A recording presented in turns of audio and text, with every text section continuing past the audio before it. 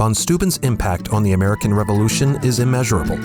A properly trained army ensured the Continental Army's victory over British forces, and his continued service to his new country after the war cemented his legacy as a founding father. Hello and welcome to the Scottish Rite Journal podcast, an audio presentation of the Scottish Rite Journal, brought to you and published by the Supreme Council of the Scottish Rite, Southern Jurisdiction, Mother Supreme Council of the world.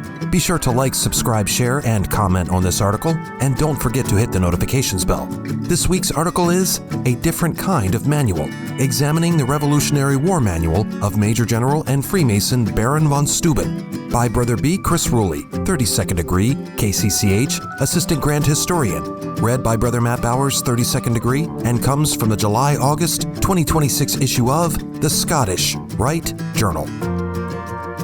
The House of the Temple Archives maintains an impressive collection of manuals, ciphers, manuscripts, and other written works that explore American fraternal ritual and philosophy.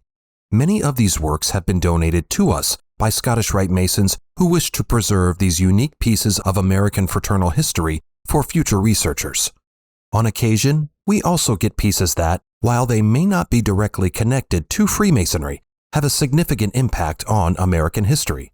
Perhaps one of the best examples of this is an original copy of a field manual produced during the American War of Independence by American founding father and Freemason Friedrich Wilhelm August Heinrich Ferdinand Freiherr von Steuben, more commonly known as Baron von Steuben. Like Gilbert du Motier, the Marquis de Lafayette, von Steuben arrived in the American colonies to support the fledgling Continental Army. Trained in military tactics and a veteran of the 7 Years' War, von Steuben had a long military career, most notably serving as aide-de-camp to King Frederick II of Prussia, our Masonic brother more widely known as Frederick the Great. With few financial prospects in Europe after his long career on the field, von Steuben traversed the Atlantic Ocean and joined the American cause. On February 23, 1778, von Steuben arrived at the American encampment at Valley Forge, New Jersey. He was shocked by what he observed. Makeshift tents sprawled out with little to no organization, untrained, exhausted, cold, and demoralized troops, and Army leadership desperately seeking assistance from the Colonial Congress for supplies and money to keep the Army together. Von Steuben got to work. Washington immediately appointed him as temporary Inspector General and charged him with training a proper army. By sheer force of will, Brother von Steuben rearranged the encampment and set desperately needed standards for sanitation, logistics, and battle plans. He ordered the construction of latrines, kitchens, and medical tents. He established a training program composed of 120 of Washington's own personal guard, the Life Guard, to serve as trainees and drilled them daily. These men in turn trained other companies, developing the country's first proper military training program. Furthermore, von Steuben strongly enforced inspections of military supplies to prevent graft, war profiteering, and administrative incompetence. By the following winter, Brother von Steuben had perfected his training model and printed his first manual for the Army's use, Regulations for the Order and Discipline of the Troops of the United States. The book provided instructions on how to set up camp, set up defenses, and lay out troops in the battlefield. In this book he wrote, "The officers and non-commissioned officers of each regiment are to be perfectly acquainted with the manual exercise, marchings, and firings, that they may be able to instruct their soldiers when necessary. They will also be acquainted with the dress, discipline, and police of the troops, with everything that relates to the service."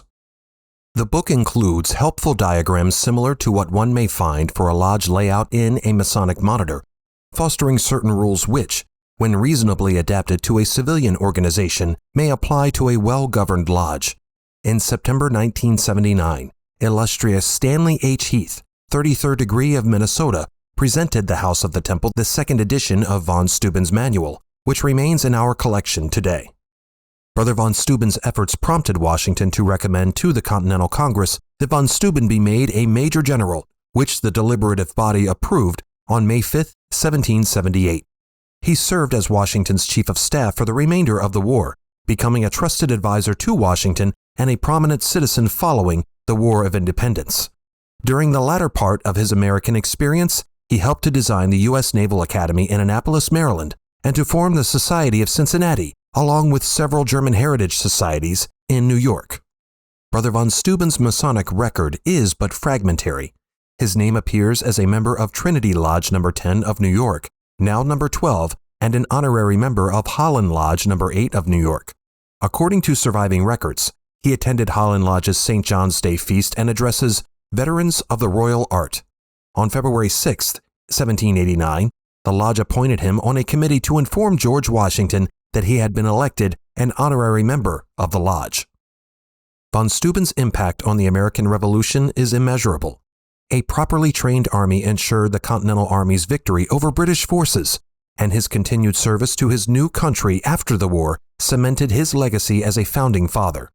Von Steuben's manual, later referred to as the Blue Book, remained in the Army's direct use until 1814, yet still affected American drill and tactics well into the Mexican-American War in 1846.